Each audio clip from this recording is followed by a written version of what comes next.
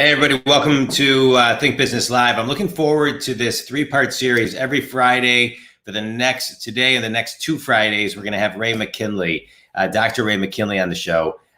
Ray, it's great to meet you. I'm so glad we got connected through Erica Kohler, and she's great and you're great. I loved your story and I've been looking forward to diving in. I want to just give kind of a quick gist about you. You wrote this book called Ride the Elephant, the Journey to True Success. Ride the Elephant calls out the elephant in the room that holds you back, that has been hiding in plain sight, then challenges the reader with questions and answers never considered before. The book really invites you to do a deep dive and just allow yourself to go deeper and further with perspective. And I want to start there because I am, as a business coach, you are a coach. I love talking about awareness. And I really believe that as a business coach, the best work I can do with the clients is when they are aware and when they want to grow their awareness, when they want to grow the vibration or frequency with where they're at. And so let's start there because your book really, it has so much to do with innerness to grow. So how have you found that maybe your own awareness got to the book? Let's start there. Yeah, that's really good to be here with you, John. First of all, I want to thank Erica as well. She said the two of us had to get together. She said she just said we have to get the two of you together. So here we are. So thank you for that. Yeah, thanks, Erica. It was my awareness that my self-awareness that really started causing me to have some transformations in my life. Yeah. And it was really the awareness that certain beliefs that I had that I took on all throughout my life, some very early on when I was a child, some as a teenager, some as a later adult, was really causing me to respond to things that were occurring in life in a way that I didn't like. And I wanted it to be different. I didn't like the way my culture was going at the office. I didn't like the way my family culture was, the direction it was going. And I felt there was some things I needed to look at. And I started to say, you know what? This begins with me. I had to take personal responsibility for this and started to ask myself some tough questions, what I call the big questions. And it took a while to come up with answers. And when you're asking yourself a tough question, you don't always come up with the answer right away. Sometimes it takes a day or two or a year or two or a decade or two. And but it was that quest to find the answers to those things I was having an awareness of. Led to the book. Yeah, sorry, go ahead. No, it just led to the book and led to the things I've done since then. Yeah, I love that. Thank you for sharing that. I want to touch onto two things that you shared, which is the beliefs that you take on. I think so many of us, we take on beliefs of our parents, of our family, and things of that nature. And I think there's a big difference between thinking it and then zooming out and being an observer of something to know what your own beliefs are. And so what was that journey like for you? Because I think it's very difficult. One of the things you talk about is, calling the elephant out of the room of things that hold you back that are hiding in plain sight, right? That's like, if you want to hide something, hide it in plain sight, hide it in plain sight. And so how do you go when you talk about raising awareness, how do you zoom out to be an observer of a thought and then elevate the thought? Well, I think you need to just ask yourself some really tough questions, and basically I think it begins with taking personal responsibility. Yeah. Because as long as I look at the situations that were occurring in my life and I was blaming something, blaming another person or blaming myself, as long as I was looking at situations in my life and I was making an excuse for it, and justifying it, that I had a right to feel that way. When you're justifying that you have a right to feel the way you do, you're not going to be aware of those things that you need to be aware of that will cause a shift to begin. Yeah. So you find yourself in this place of being a victim to your own foibles and your own situations. And you can stay locked into that bondage. I call it you're held in bondage. Yeah. It's self-imposed bondage. It's like putting It a is. shackle around your ankle and just holding yourself there. The And prison. it's when you decide, to say, stop blaming. For me, it was I had to stop blaming. I had to stop making excuses, and I had to stop seeing myself as the victim.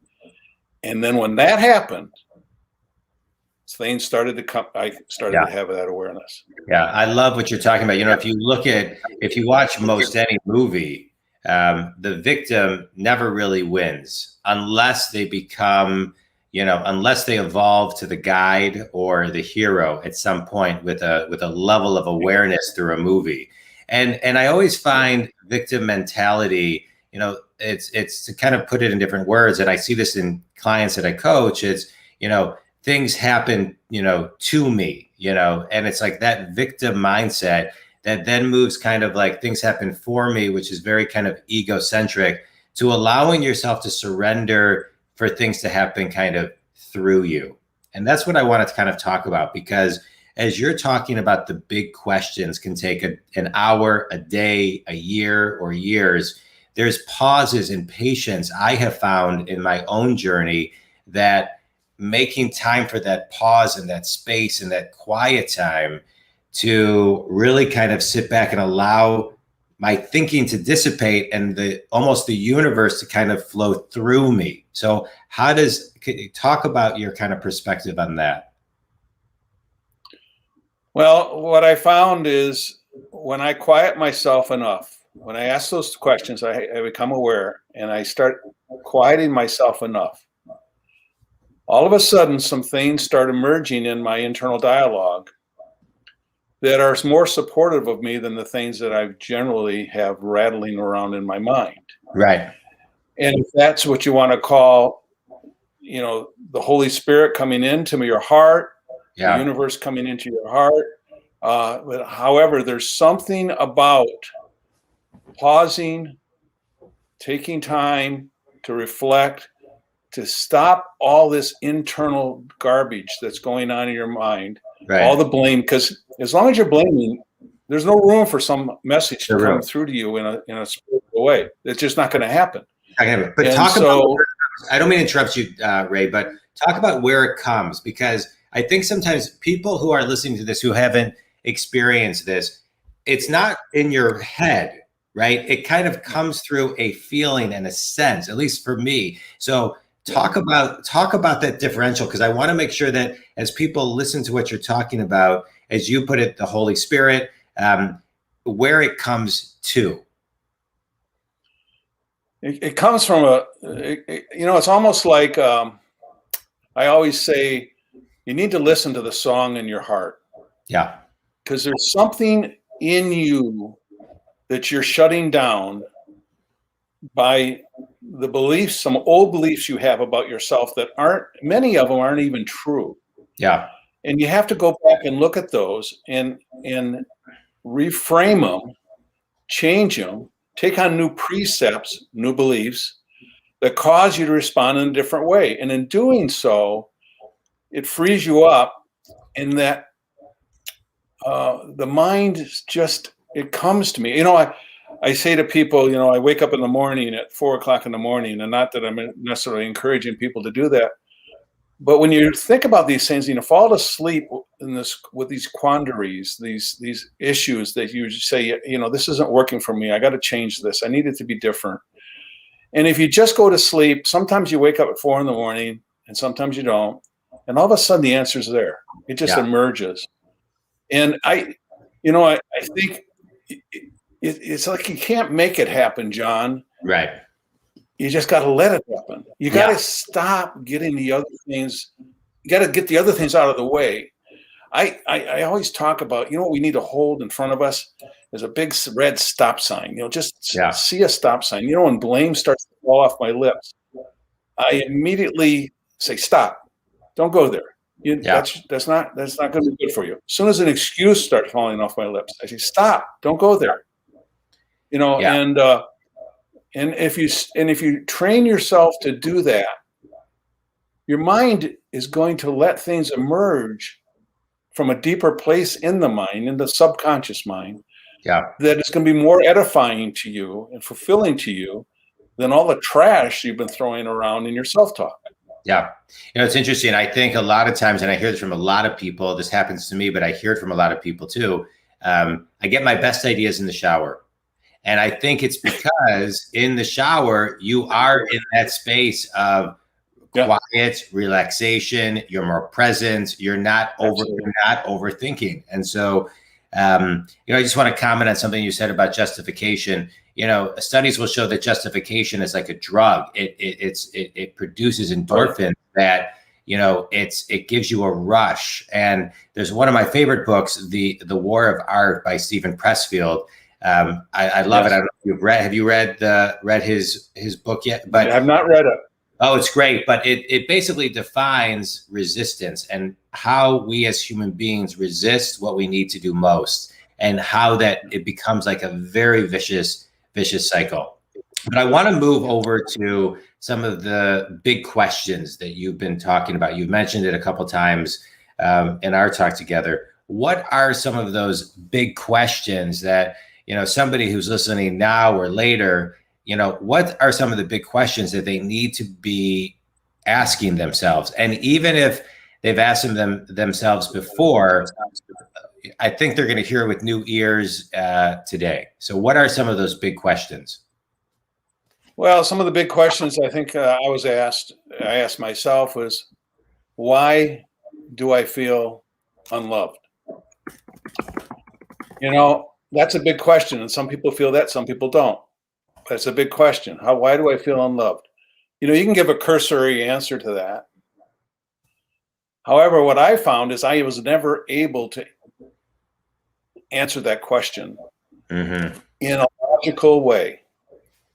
What I had to do was let the answer emerge. And the answer did emerge to me through my quiet time, through just asking the question over and over again and wondering about it. Sometimes I talk to people about it.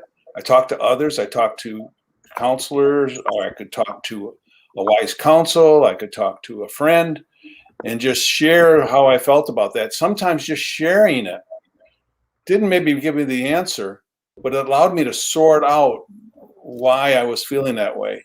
And for me, I went back into my childhood where I felt unloved because of the death of my brother, Brian, which I felt responsible for. And I said, I had this belief for a lifetime. I had this belief that how could my mom and dad love me? How could my 11 siblings love me when I was responsible for their brother's death or their son's death? Now, I was only 10 years old at the time when it happened. However, you make a decision back then that you may never look at again. You may never go back and consider that belief. I believe that I had to do everything well. I believe that I had to do, when my mom and dad gave me a job, I had to do it better than anybody else because I felt maybe they'll love me if I do it better than everybody else. Yeah. So when you start looking at the decisions you make and why you did what you did, and then it goes into adulthood. I mean, I married a wonderful woman at my first marriage. I'm married now a second time. And I recognized long after the marriage ended, that there was just no way I could accept her love. I think she loved me a lot, but I felt so unloved that I couldn't accept it. And it took me a long time to realize that, when I realized it was I was holding my 2.5-year-old son on my lap. And he said to me, Daddy, I love you. And I said, I love you too, son. And he grabbed me on the side of the face, turned my head toward him, looked me in the eyes and says, no, Daddy, I love you.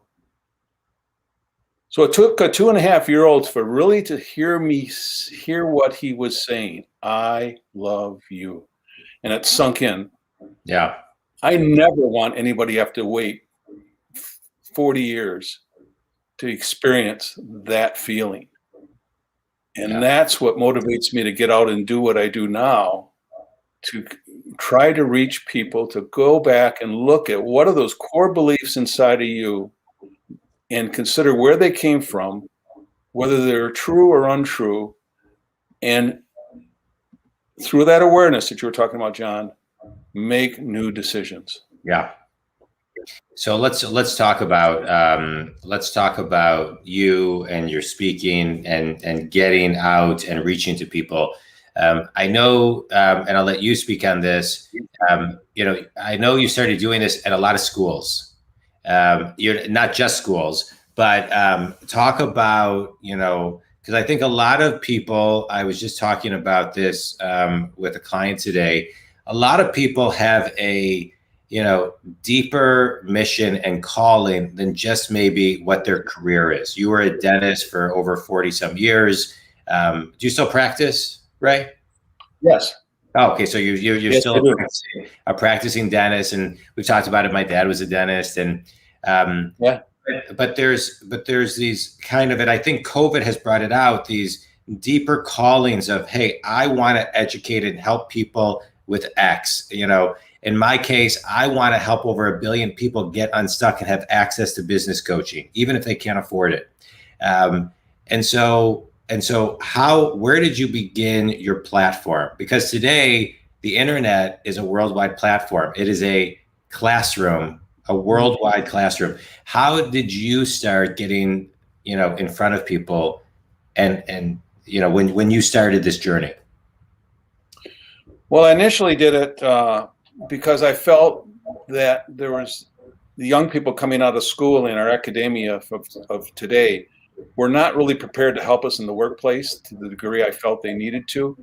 So I went to the local high school and I started to talk to them about that. And they said, well, what do you think we can do about it? And I said, I think we need to create a class and to have a conversation with these seniors about preparing them for the real world.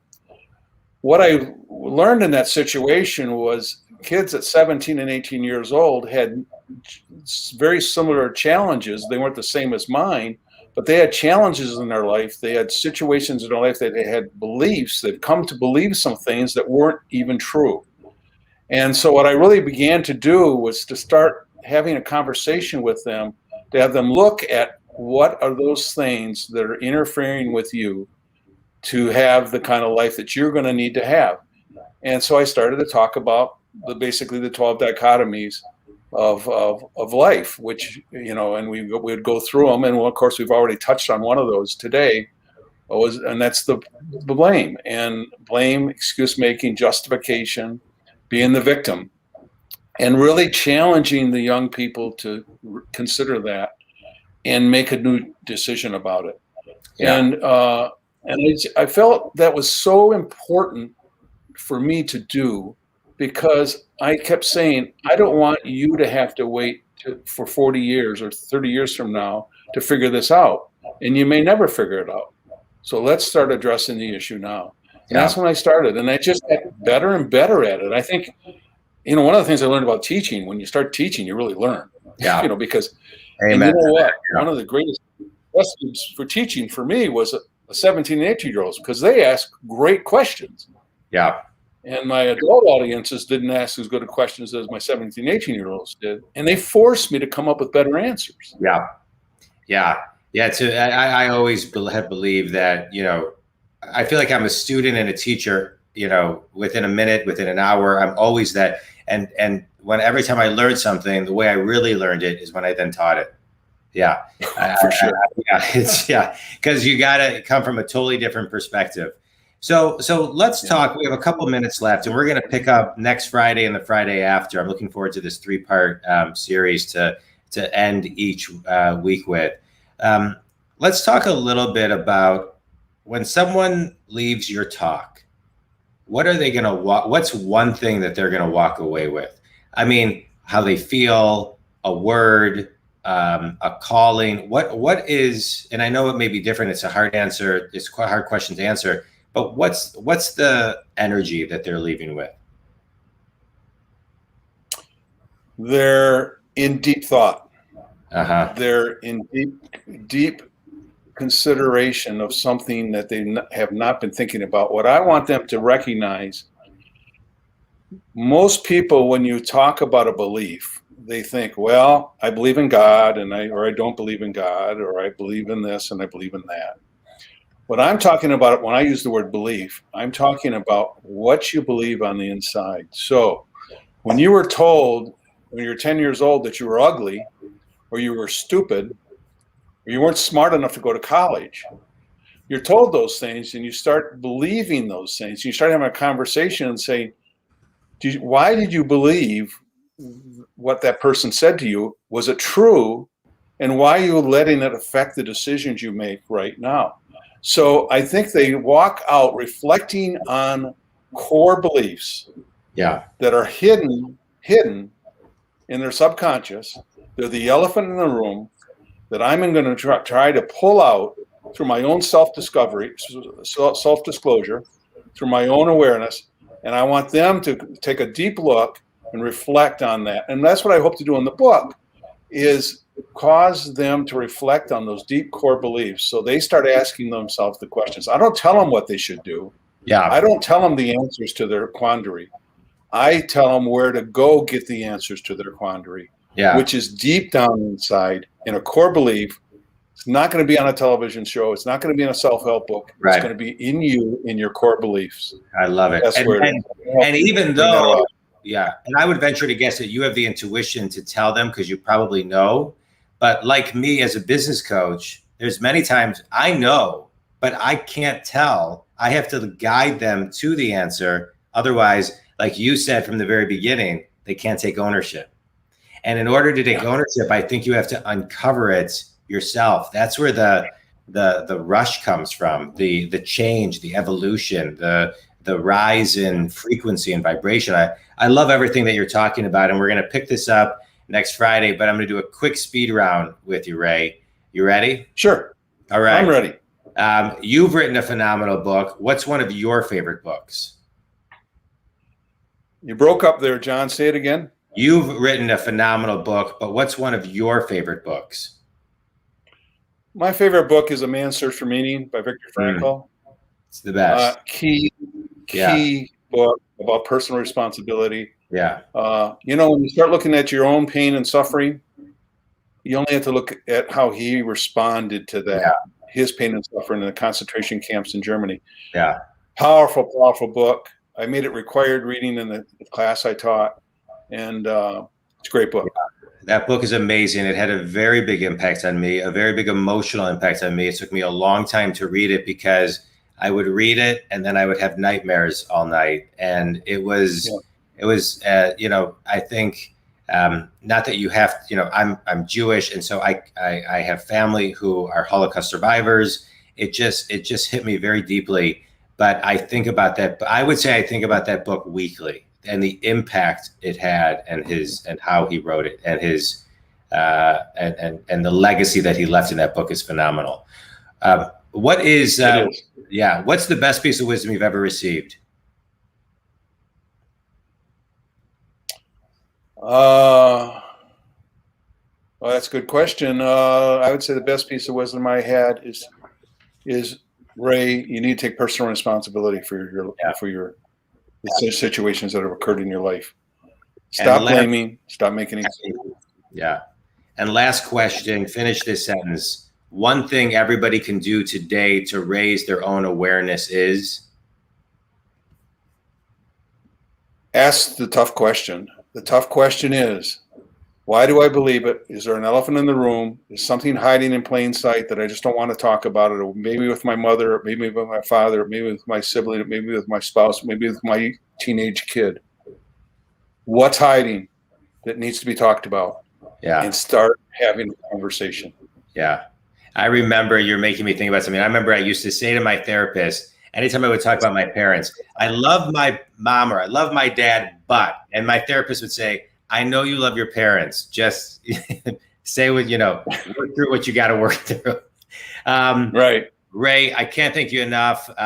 Ride the elephant. Tell everybody how they can connect with you and where they can buy the book. Well, they can get the book at Amazon. They can also get the book at raymckinley.com, which is my website. And that's the best two places to get it. They can reach me at ray@raymckinley.com, and be happy to carry this conversation on with them one-on-one if they choose to. And I look forward to us getting together next week, John. Yeah. Thank you so much. Me too. I can't thank you enough. I'm in deeper thought. I love, for me, having a podcast is like a mini master's class for me. And I love doing it for, my children to listen to one day, and everybody who can listen and be impacted by the guests that I have on the show. And John, you are impacting a lot of people with what you do. That. I've listened to some of your guests, and you are doing a great service to all of us in the business community and to us individually. And I want to thank you for the gifts that you're giving back time and time again. And I'm grateful for you, and I'm glad you're doing what you do. So thank you. Yeah, well, I appreciate that. I'm grateful for you and grateful for the deep conversation, and looking forward to next Friday. RayMcKinley.com, Ride the Elephant can be bought at RayMcKinley.com or Amazon.com.